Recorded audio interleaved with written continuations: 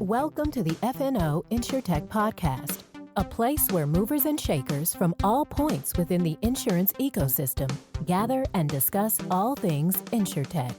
Here are your hosts, Lee Boyd and Rob Beller. Hey, podcast world, welcome to this week's international edition of FNO InsureTech. As you know, as you all know, as Lee knows, we scour the world. The world. There is no stone that goes unturned to bring you, our loyal listeners, the kind of information that you want and need about the InsureTech universe. Isn't that right? Yeah. We go worldwide, and we make sure to find the best guest, not just in the U.S., but in the world, to talk about all things InsureTech, what's going on, what are trends, what's cool. We are what you call a news podcast. Yeah. We're what you call the best podcast in the podcast universe. That is correct. I'm Don't sure look at you all call standings. it Don't look at don't look at rankings, ratings. Don't worry about that. We're there, and those who know it know it. It's almost like one of those clubs that's hidden. What are they? Sleep easy. What do they call those clubs that are like you have to know it? Speakeasy. You have to know about the club to go to the club. You have to have a password. You gotta have a password. We're like that. And if you know about us, it's a great place. And so with that idea of scouring the world, we have scoured all the way, let's just say around the world, to Israel for this week's episode. Yeah. We have with us go Orna Carni. Now you might be saying to yourself, who's Orna Carni? Orna Carni is a managing partner at FinTLV. They're one of the prominent InsureTech VCs, maybe the prominent InsureTech VC in Israel. And they have absolutely invested in companies that you know all about. And we're going to get to talk to her and what she's doing, about her journey to get where she is. And she's going to give you access to something that her and her team have created to help you understand the ecosystem of Israeli-based InsureTech companies. And it's a map. It's a map. That's all I'm going to say. But she's going to give you the keys to the map to learn more about what's going on in that ecosystem. That's right. And so we just want to say, before we get to our interview of Orna, that we are going to be at Interconnect. Yeah. ITC London. ITC London coming up. InsureTech Connect. InsureTech Connect towards the end of this month. Yeah. So look for us there. We're also going to be, of course, at PLRB coming up later in the spring. Yes. And we're working on ITC Europe, which will be in Amsterdam in May. So we're FNO on the road. We are on the road. Interconnect with CoreLogic, ITC London, PLRB, InsureTech Europe. And who knows? Maybe something in Israel might be making its way. Maybe Orna's party in Israel. We're game for all of it. And but without further ado, let's get to our interview with the one and only Orna Carni from FinTLV. Ladies and gentlemen, once again, we bring you Israel, an international episode on FNO InsureTech. And today we're very, very excited to have with us Orna Carni, managing partner. I got that right, managing partner at FinTLV. Is it FinTLV? I said that right, correct? Yeah, correct. It's FinTLV. It's kind of Fin stand for finance and TLV stand for Tel Aviv, but we're actually InsureTech and we're global. But okay. I But you did have choose. to have a name. You got to have a name. Yeah, yeah. Okay. Tel Aviv. And where? But you're in Tel Aviv, right? Yeah, I based just outside of Tel Aviv in a Okay. very, very small town. Okay. Okay. And Okay. Tel Aviv is like a happening place, right? Isn't that where a lot of technology is at?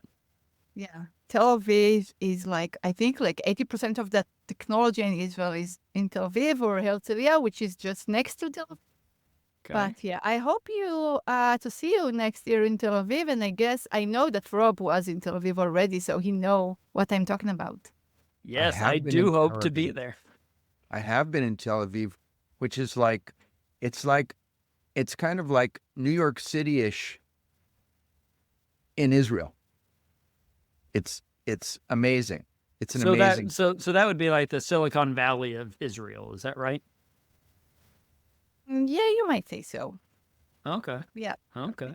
I think I Googled it, and there's all sorts of like Google buildings, or there's like the name brand technologies. You see them around. Well, Yeah. we appreciate you being with us, and because there's a time difference. This is like you gave up dinner, right? Give up your evening for You us. gave up your dinner to be on the podcast. My 5 o'clock tea. Thanks for asking. It's okay. You can always order it. You can always order from Walt Delivery that I just recently learned about. I was in Israel with my son, and all he wanted to eat was shawarma. That was it. Watermelon. Yeah. And we ate it many times. But I found the food in Israel to be amazingly good. Really good. What did you like? All of it. You name it. But yeah, no, we had a good time, and we'll look forward to our invitation that Orna gave us before we started today. As long as it come doesn't back to get Israel. taken away by the end of the podcast. Yeah, we'll see how it goes. We'll see. Well, thank Okay. you for being on today.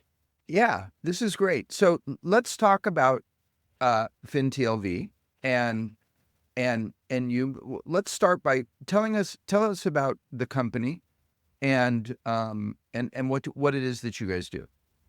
So, first of all, thanks for having me. Really, I really appreciate that. FinTLV is a global VC. We focus on InsureTech, and we invest in companies like Next, like Boltec, like Hippo. We invest in companies that are InsureTech or InsureTech enabler. I've been with the fund. I joined the second fund, basically. The fund was founded 8 years ago, and I joined FinTLV 3 years ago. Wonderful. And you guys, I mean, are you would it be fair to say that you're the most prominent InsureTech VC in Israel? I guess so, and we put a lot of effort in promoting the local ecosystem. I don't know if you got the chance, but whoever listening to the podcast can do the same now or later. If you go to www.fintlv.com, and you can see in our website the map of the whole ecosystem. It's not our portfolio company, not only our portfolio companies, and you can see there. You can do it now. Even I can see that Lee is very curious, so he look at it now. Taking a peek. And you can see there the whole ecosystem, and you can see there the local incumbent, and then you can see the newcomers. I don't know if you knew that, but Lemonade and Hippo and Next, they're American insurance company, but the entrepreneurs are from Israel. You can see MGAs and brokers there, and you can see a lot of InsureTech enablers, and it goes by line of business. And what's nice there, and it's a tool, basically, and it can serve even you. The whole map is clickable. So if you click on the logo, you go straight to the company's logo, to the company's website. And then we know not all of them, but we know most of them in person. So if you like to know them, if you like to invite them to your podcast, I can definitely introduce you to them, and you can do so. So this is just one. We're doing. We're not just. I mean, we're VC. So at the end, we want to find out that the best InsureTech that are there, invest them at the right time, and our LPs are insurance companies, so they trust us that we know what we're doing. Our background, I didn't tell you about it yet, but it's insurance. So we're not like ordinary VC. So we understand the business, and we also help to promote the startups, not only in Israel, but worldwide. I wanted to ask you about the map. I've never seen anything like that. Somebody had a really clever idea, right? Somebody must have said, how do we organize all this information? Do we happen to have her on the podcast right now? Is she here with us now? No, I'm already. I'm the fashion. Oh, yeah. So when I joined FinTLV, we get to see like thousands of companies, like not only Israeli. And you saw the maps that you have out there, right? So go by topics, and I want to come up with something that can really help me as a VC, but also can help our LPs and the insurance companies in general, and the startups. So when you look at the map, you can see where there is like massive companies, right? But there are also places that there are very limited number of companies that operate in that field. It doesn't say that there are not other companies in other parts of the world that solve the problem, if there is a. But yeah, so we start to try and how to do it, and then we came up with this. So in the inner circle, for whoever don't get to see it now, you've got the local incumbent, then you've got the newcomers, as I said, then you've got the MGAs and the brokers, and then the InsureTech enabler that go by line of business, and beside the line of business, inside you get to see it by but what they're doing. Prevention, operation, claims, and so on. And in the last, you get to see the multi-vertical InsureTech enabler. So it's all the companies that are part of the ecosystem. So you can see their accelerators. You can see their a new innovation hub called GUTS, which is launched a year ago by one of the local insurance companies, which happened to be one of our LPs. You can see their companies that provide service to the insurance industry, not only to the insurance industry, but to the insurance industry as well. And as I said, the whole map is clickable. So it's really easy to work with that. We'll post on the show notes about this map. And just again, if the listeners want to see it, it's fintlv.com/r-map.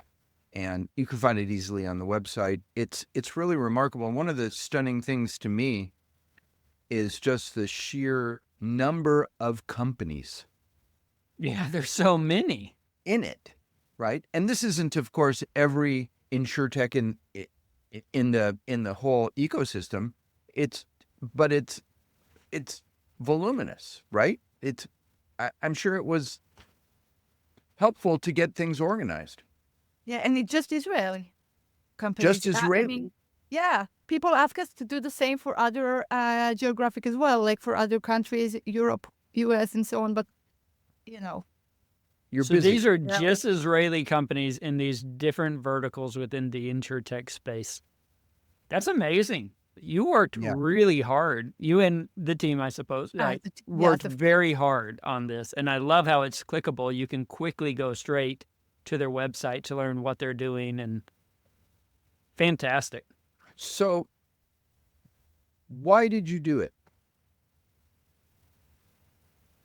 It's a good question. because I was looking for something like that. So before joining FinTLV, I was with AIG for 9 years. Basically, before that, I spent like 25, actually almost 30. I joined the insurance industry in 1995. Okay. So yeah, so actually in this May, I will celebrate 30 years in the insurance industry. Happy early Congratulations. anniversary. Yeah. Thank you. I really love insurance.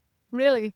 I think we're here to help people when something bad, people or businesses, when Yeah. something bad happened to them, right? That's right. Yeah. So, That's right. so yeah. So I spent 9 years with AIG, and in the last 6 years there, I was part of the executive management team. I was the VP of strategy, innovation, and business development for AIG in Israel. Fantastic. Yeah. So thank you. No, I really think it was fantastic. But a VC is also fantastic. So I really look for a tool because you asked me, why I did it. And I get to see so many startups as AIG in Israel. It's not like AIG that from the state, by the way. I don't know if you're aware of that, but we talked earlier about taxi driver, right? So even the taxi driver in Israel will know the jingle of AIG in Israel because they operate here for the past, I think, 25 years or so. And it's a direct to consumer. 90% of their business is direct to consumer. It's consumer Interesting. and direct. Mhm. So it's a very strong brand in Israel. 10% is commercial, like the business that you know in the state. They offer Is it high net worth like no, in the U.S.?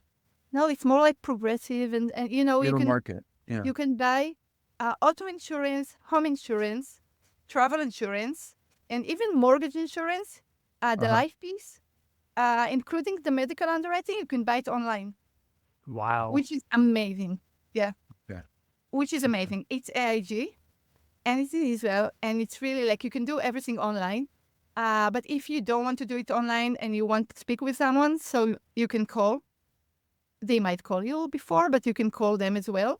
And if you do want to meet with a person, you can meet an agent that work with AIG. So like tied-in agent. So basically, that's AIG in Israel. And when I start with the whole innovation part back in 2017, I think it was, you didn't find any head of innovation not in in the insurance companies in Israel, but we thought that it's something that's important to deal with because we want to bring some innovation. We want to encourage the employees to think and to bring in some new ideas. So we came up with the big idea competition. So they brought all the new ideas that they have and they want to promote. And we had the AIG Innovation Group, which AIG stands, AIG Innovation Group. That's why it's not a team, it's a group. Yeah. That they actually pick up the most important and, with the most impact idea and develop them into a product or a service. We had some other initiative like Open Your Mind. So AIG celebrate back then 20. So now it's more than 25. And every 20th of the month, we brought someone from other organization that talk about innovation in his organization, nothing to do with insurance. Cool. That's Open cool. the mind of the people to think about, how to do things a bit different. I love that. I love that. That's Cool. what a Yes. wonderful idea. And because I'm sure that people would be in that case because you're not a competitor. They're No. very open. They're willing to share a lot of information in detail. And like you said, it opens everybody's mind. Wow, we could do that here. And I was very lucky. Why? Because I invited someone, and it happened to be like, okay, I'll give you one or two examples. So I invited the VP from Mobileye. I don't know if you know, but Mobileye was acquired by Intel for $15 billion. And I invited him, and he was supposed to come in, I think it was February, something like that. But, like you invited me a few weeks before, right? So I invited him. And then there was, it was on the news. So I reached out to the guy. I told him, okay, are you coming? You're not. He told me, it's okay. I'll be there. We work on this deal for the past 9 months. It's not a surprise for me. So he came. So I immediately changed, all the marketing stuff, and it was 15 billion reason to come and open your mind. Wow, I love that. That's smart. You had like big people on. Big people come allow people to open their mind with. That's great. And I've got the guy from Checkpoint. They came for a meeting in AIG. And then I just joined the meeting. I was also the VP of Business Development and Strategy and so on. So I got a reason to be in the room. And when the meeting ended, I asked him if he will want to come and talk about innovation in Checkpoint. And he did. And it was back in like 8 years ago. And Teva was the largest companies in NASDAQ or, the trade. And in the week that he came, Checkpoint was, hit them. So it was like, I was lucky with the people or they were lucky. I don't know. No, I was lucky. So it was really nice. And the main things was the InsureTech. So we started to talk about open innovation and how we bring startups into the company. And, it's really hard to work with insurance companies, right? Because there are a lot of regulation. There is a lot of legacy system. And you need to convince the IT people, the CTO, the CIO, the risk manager, the actuary, the head of product, and you name it, right? So, all of them. Yeah. So AIG seems like it was an amazing experience and that you really enjoyed it. So what was the journey like going from AIG and why did you make the journey over to the venture capitalist side there at where you are now? After 20 years. FinTLV? Yeah, FinTLV. So I know the founder of FinTLV for like 20 years. I work for a local insurance company that used to be owned by Generali. I managed the health insurance there, and this is where I met Gil, the founder of FinTLV, for the first time. And we've been in touch during the years. And when he left the insurance industry, he's also a veteran of the insurance industry. When he left, we had a few, meetings. He told me about the fact that he's going to set up the fund and so on. And every time that we had guests from AIG, because people like to come and, see the innovation and the new startups and the new technology. And actually, they even adapt some of the technology from Israel to AIG worldwide. And then he suggested I will join him. It was back in 2022, I think. Okay. I can check my LinkedIn. I'm not sure because, it's like, it's like almost 3 years. Yeah. So he suggested I would join them as a managing partner. I said no. And then after a few months, I said yes. And, I was with AIG for 9 years. I had a great time. I had the best role in the world for the last 6 years. But it was like strategy and business development. We've done some amazing partnerships, for example, with a credit card company, one of the leading credit card company in Israel, work with AIG, offering the insurance product at the right time to the right people, and all the things that you usually just read about. It's working. It's amazing. And the third thing was the innovation, and I really like that. I really like to work with the startups and be kind of a design partner for them, help them to make sure that they come up with a solution to a real problem, not with a niche. Sometimes with a niche, but usually with a real problem, help them to understand who is the people that they need to talk to in order to promote their product. And I really like that part. And I thought to myself that, I can do that 100% of my time. Yeah. Mhm. Making a job change is a very difficult, decision. But it seems, I mean, you just have the spark in your eye. We're able to see you, of course, and it seems like it was a good thing for you. So congratulations on that. Thank you. Yeah. No, go ahead. No, it's really it's different because I used to work for a corporate with Right. hundreds and thousands of people, Yeah. and now we're a VC, so it's not it's not a big company, so it's really Yeah. deep. But I used to work also for a holding company in the past with subsidiary in the US, in India, and in Europe and Israel. And in a holding company, it's also small group of people. So Right. I had an experience. It's not like I was in shock when Yeah, you knew what you were walking into. Yeah. Well, I'd like to talk just a little bit about what's going on out there, right? You see new companies, you see technology changing, you see people kind of on certain bandwagons for this. What do you in your day job there? What are you seeing that's making a move? Right? Is InsureTech still hot? Are people still trying to innovate and do things? And what are people trying to change these days? So I love this question. It's a very good question because it makes me think. So yeah, people still. I mean, it's InsureTech. It's not the same as it was like 3 to 5 years ago. Yeah. But still, insurance and InsureTech, but insurance, it's kind of enabler. So, because without an insurance, there are a lot of things that cannot be done because people don't really want to take risks sometimes. So they do need the insurance.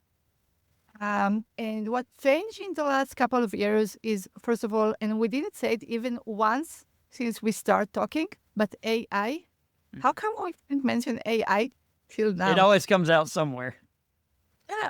So that's nice because I get to see startups, like I get to see them when they start, when it's only a presentation or only an idea, and then a few years later, and now they all use AI. Like, so one of the trends that we seeing is, let me say it that way. So insurance, not all of the people like insurance like I do, right? True. It's kind of a lose-lose situation because you either pay, and you get nothing because nothing happened to you, so you feel like, but if something do happen to you, you also feel like not really good because something bad happened, and even if you get the money back like really fast, it's a hassle. You still had a loss. Yeah. Yeah. So what insurance companies understand that, and also InsureTech, that we want to switch it from a lose situation to a win-win, and they can do that by help the people and the businesses to prevent the risk or mitigate the risk, right?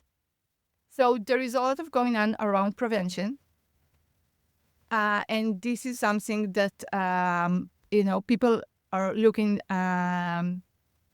to find a way how to do it, because if you're looking for a solution that will help insurance company to decrease the loss ratio, it will take a while. It won't last. You hit on something there. I feel as though the InsureTech time frame kind of went from helping with insurance claims to helping with underwriting to now going to how do we just prevent the loss altogether. And I agree with you. I see a lot of different companies. Now, I know that was happening back in the day. One of our very first interviews was with a company that would shut off the water to prevent.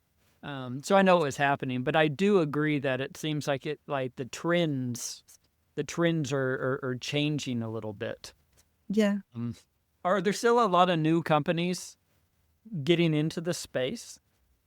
Yeah. So I still get to see many companies every day. Okay. And it depends. So sometimes there are entrepreneurs that have a technology, and now they're looking, what we can do with that. Right. Like, okay, this guy, my partner, my co-founder, he's excellent with X, Y, and Z. But now they're, looking around and see what's the problem. But I usually will prefer entrepreneurs that come up with a real problem that they might, like, sometimes it will be with claims. Usually it will be with claims, but not all the time. It might be also with underwriting, and it might be with something else. Or they heard something from their neighbor, their grandmother, or their son or sister. But yeah, so claims is still around Okay. because basically the insurance companies at the end, what they want to do is to improve the bottom line, right? Improve their business results. So it's either sell more, increase sales, or Decrease loss. their losses. Yeah. Mm. So So I do want to, you see new companies all the time. You said you're seeing them, roughly daily, right? New companies, they have new ideas. What are you looking for? And I'm not looking for the secret sauce necessarily, but what are you looking for to say that's the special one? That's the special thing. Are you looking more at the founder and the leaders, or are you looking more at the idea that they are presenting? Is one weighted more than the other? What are you looking for? What gets them to the next level? So I think it's a combination of all of that, all of the above. I will look at the founder. I will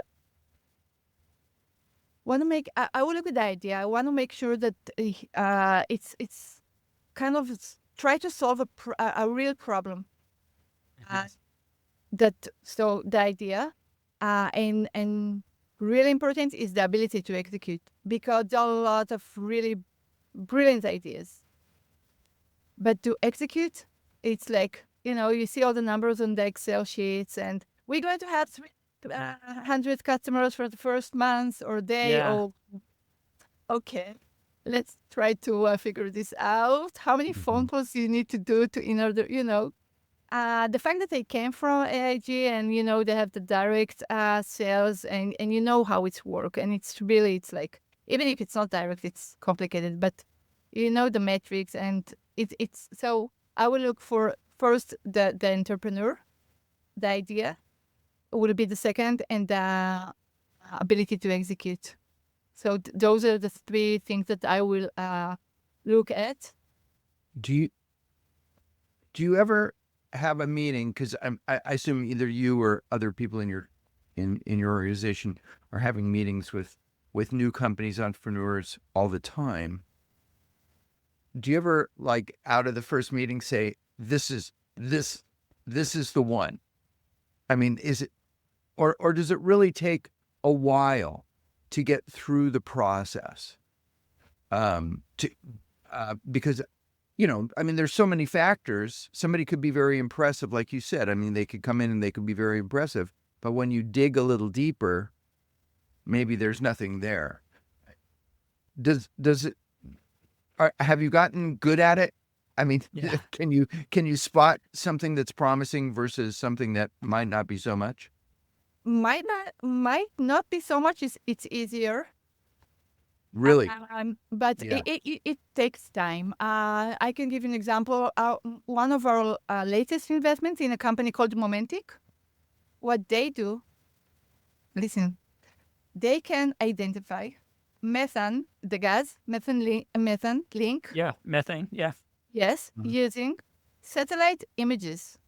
They No analyze way. satellite images, yes, and they can identify if there is a link of methane. Now, it's not an InsureTech company, right? Right. Right. But they do work with Sompo in Japan already. Uh-huh. And we're going to help them to develop their offering to the insurance industry. They can help in preventing risk, right? For gas Yeah. and oil companies.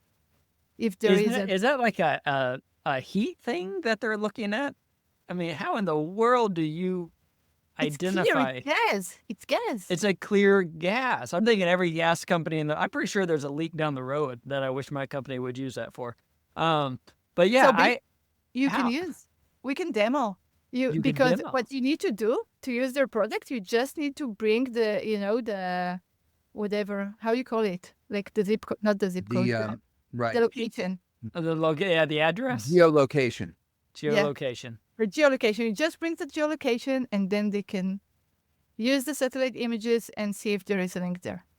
There you go, Lee. See, this What an podcast is already amazing- paid. It's already paid for itself. It's already paid. What an amazing idea! And so they could bring it to you and be like, "I've got an idea. We got this thing. We're not real sure how we're going to monetize it." And it kind of comes to you like, "Oh, here's an idea that you could use if you wanted to." That's exciting. Actually, I've met them I get to meet a lot of companies in conferences. We mention ITC. So I go to ITC in Vegas from my first ITC was the night of the shooting. Remember that? Oh, I got Yes. off the airplane and I remember my mom called me and was like, "You're not going to Vegas." I said, "I'm here. Why?" Yes. When was Yes. that? That Yeah. was 2018. Was it 18? 17, 18? 17, yeah. 17 maybe. 17 maybe. So ITC and InsureTech Insight. I'm going to Okay. be in London in March. So I get to meet many startups there. And there usually will be InsureTech. But the Momentic I also met in a conference, not InsureTech, Climate Tech. Climate But tech. yeah, and the fact that we know the business, we know the challenges that the insurance companies have, we know that the challenge, that problem or challenges, you can name it, that the companies might have. So we can try to figure out what might be the solution that they can Right. offer to the Obviously. insurance industry. Obviously, a climate tech play could be certainly applicable to InsureTech or to insurance. Period. Right. Yep. I mean, it's what. Well, and bigger also influence- insurance has gotten so big. I mean, companies in the world have gotten so big into the environmental side. Like, are we doing a good job as a company, and are we taking care of the environment and doing things? So, I mean, that alone is important. Yeah. Orna, I want to get back to AI for a minute because I mean, there's not a podcast we do anymore where we don't talk about AI, and I think that we all just have to acknowledge that AI is really this big, vast opportunity that's rolling around out there, and that companies are some are still learning how to harness it for their particular product or suite of products. Talk to us for a minute about the role that you're seeing AI play now on the InsureTech side.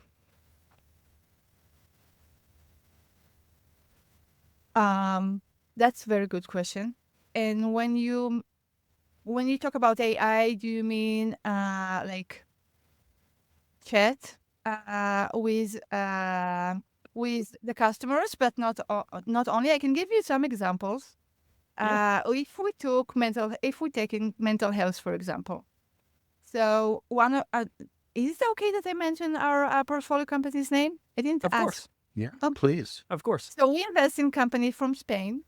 Basically, I didn't mention that, but I said that we're global VC. We've got companies from the US, of course, but also Germany and France and Spain and Singapore and, of course, Israel.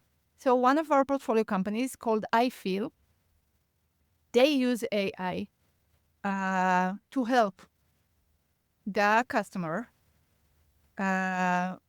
or the insurance company or the employer with the triage, because there is lack of therapists in the mental health business. Right. My wife is a therapist, and there's more demand than supply. Yes. So the first thing is the triage, right? Because when your wife meet a new person, she need to understand what the situation is and what type of treatment the person needs. Whether maybe just give him some material to read will be enough, or chat with a bot will be good for him, or maybe he needs to speak with his wife in person over the phone or meet with her, right? So this is what I feel is doing. So this is one of the usage that you can find when you talk about AI. You can use AI also in auto insurance, for example, right? both in sales, Right.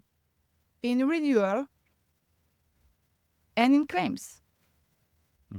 They can help. There is also lack of employees all over in the insurance industry. So if you go into a call center, there are always some seats that nobody sits on them because there are not enough people to work. So Right. what insurance company can do is to use technology in order to support their employees, not to replace them, but to support them. And then the employee can focus on the most complicated cases Right. when they're dealing with claims, when they're dealing with underwriting, and so on. So those are some of the places that AI can fit in and already does. I think the call center operations, I've been through a couple of demos. AI has changed the way call centers are done. And it's funny, I was telling my wife about it the other day, and she was like, I don't want to talk to a robot. I said, you probably are, and you don't even know it. And you're right. They're able to do the low level, easy phone calls, and you're able to actually talk to a robot, like to an AI, to a machine, and you don't even know it. But it leaves the super high level customer service escalations to the humans who can adapt as need be. I think that's a great place for AI in our space, and I'm excited to see how it grows. Yeah. Do you think that AI is here to stay, and that it's a significant step forward, in the world of InsureTech? It's a super important question because, 2-3 years ago, AI was kind of a bad word. Everybody just used AI, big data, machine learning, and they just, use the terms, but it wasn't really AI now it's not a bad word. It's not a hype. It's here to stay. I don't think that there are even new products that to protect us or the insurance company or other company that use AI, not in the insurance industry, to protect and prevent risk when you use the AI. So to make sure that there is no, I forgot the word, but it's okay. I'm Israeli, so it might happen. It's okay. It's okay. But, you want to make sure that if there is a bot that Yeah. you use in your company instead of using a real person, even though, also people might make a mistake. But Absolutely. but you will forgive, right? But you won't forget or forgive if a bot will do that. No. Mm-hmm. The expectation is no mistakes when a bot's involved. No mistakes. Exactly. So there are companies like Citrus X. I don't like their name, but they know that, but they're an amazing company. They actually look at the model and make sure that it does what it's supposed to do. And then you can add an insurance by using their product. Because if you use their product, you can be sure that the AI model do what it was supposed to do and not like taking a wrong decision, taking the wrong turn. So, you're in charge of one of your funds. Is that correct? You run No, one of the funds. No, so we are 5 partners, and we had the first fund. They were 4 partners. I was the 5th to join. We've got like 20 plus portfolio companies, and my main role is to look for new companies to support our portfolio companies, and it doesn't matter if they're in the first fund or the second. We work with all of them. And of course, to support and promote the local ecosystem and help to grow the ecosystem in general. So we do some other stuff as well, beside the map that I show you. We work with our LPs, the insurance companies, to help them with their business challenges. So another things that we're doing to, help the local ecosystem to grow.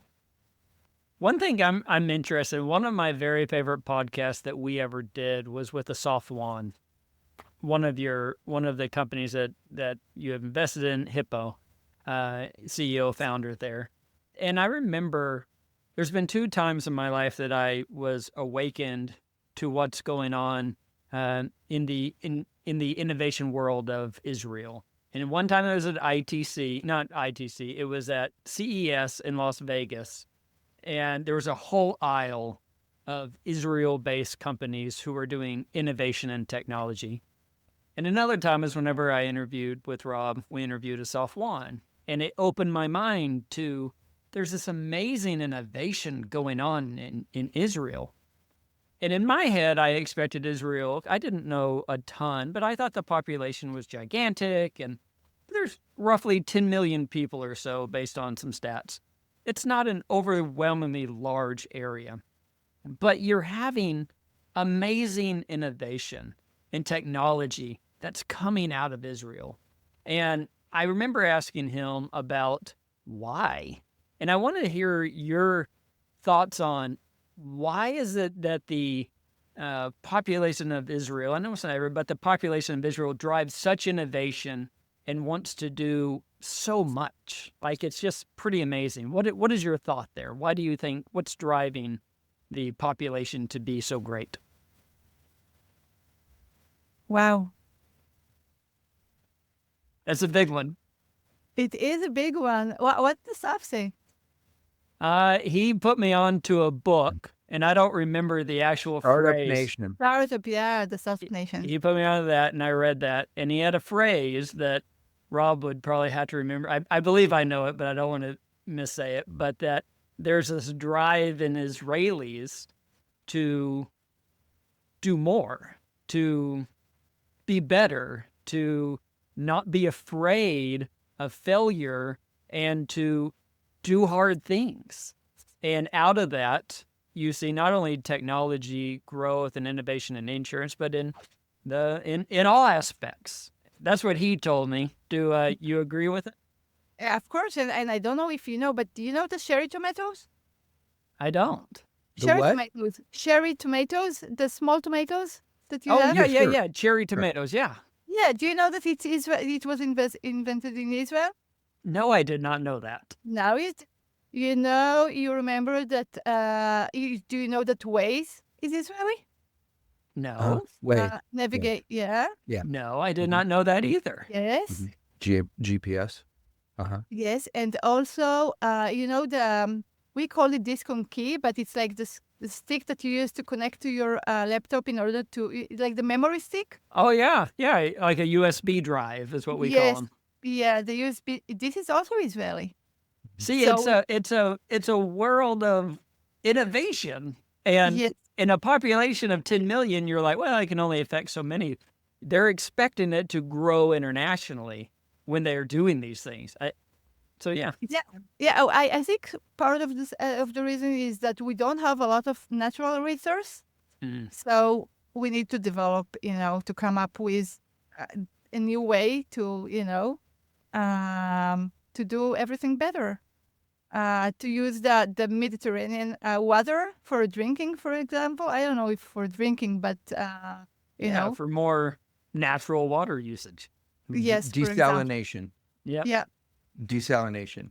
I have a theory here, and that is that when you, well, I'll share a quick story. So years and years ago, before I was in the insurance industry, I was in the apparel industry, and I was manufacturing women's apparel, and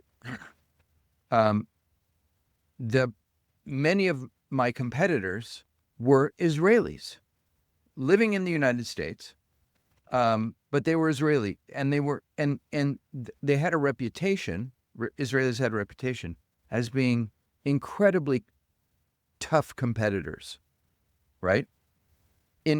So you didn't want to compete against an Israeli because they were just really good at competition.